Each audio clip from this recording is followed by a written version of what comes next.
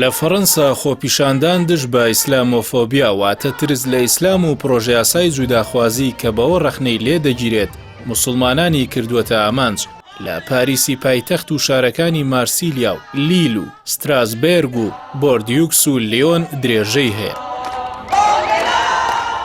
خۆپیشاندەران لە ژێرناوی بەرەی دژ بە ئیسلامۆفۆبیا لە پێناو مافی یەکسان بۆ هەمووان لە مەیدانی جاتلێت کە لە پاریس گرد بوونەوە و تا مەیدانی کۆماری ڕێپێوانیان ساز کرد.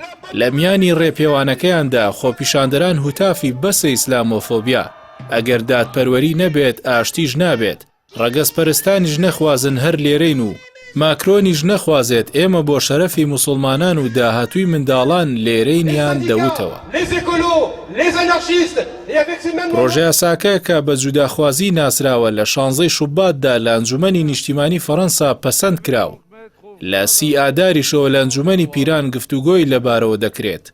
چاوەڕوان دەکرێت لە پاش پەسەندکردنی لەوێش دووبارە بچێتەوە بۆ ئەنجومەنی نیشتیمانی. لە پرۆژە یاساکەدا ڕێگە لە بەردەم داخستنی ڕێکخراوە ئاینیەکان دەکاتەوە لە بەرامبەر هاندان دژ بە توند و تیژی دژ بە هەر کەسێک یان جیاکاری بەهۆی ڕەگەزەوە. لە پرۆژە یاساکەدا ئاماژە بەوە کراوە کە ئەوانەی بە هۆکاری ئاینی هەڕەشە لە کارمەندانی گشتی دەکەن توند و تیژیان بەرامبەر دەکەن و سوکاتیان پێ دەکەن بە 5 ساڵ زیندانی و بە بڕی 75,000 یۆرۆ سزا دەدرێن. هەروەها پێشنیازی ئەوە کراوە ئەوەشی سەرچاوەی بەخشین ئاشکرا نەکات کە بڕەکەی لەسەر و 10,000 یۆرۆ بێت کە لە دەروی وڵاتەوە دەکرێت لە ڕێکخراوە ئاینیەکاندا بە ئیسلامیشەوە کە نەگونجێت لەگەڵ یاسادا ئەوە بە بڕی 3750 یۆرۆ سزا دەدرێت.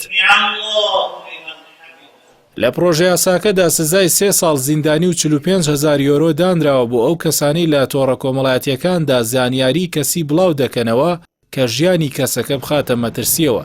ئەگەر ئەو کەسەی ژیانی دەکەوێتە مەترسیەوە کارمەندی حکومی بێت، منداڵێکی تەمەن 18 ساڵان یان بەرپرسێکی هەڵبژێردراو بێت، ئەوە سزای بەندکردنەکە دەگەیەندرێتە 5 ساڵ. لە کاتێکدا پرۆژە یاساکە چەند ڕێکارێکی وەک فرەژنی بە زۆر بەشودان و راپۆرتی کسوێنی باس کراوە. پێشنیازی ئەوەش کراوە لە ئەگەری هاندانی ڕق و کینە بەرامبەر هەر کەسێک ئەوە ئەو مزگەوت و پەرستگایی ئەو هاندانەی تێدا کراوە بۆ ماوەی 2 مانگ دابخرێت.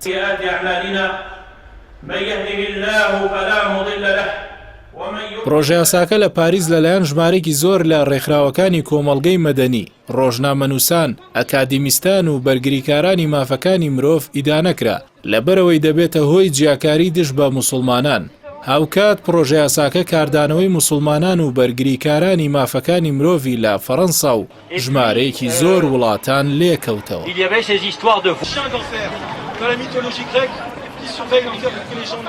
Que sans actes, la politique comme la foi ne valent rien.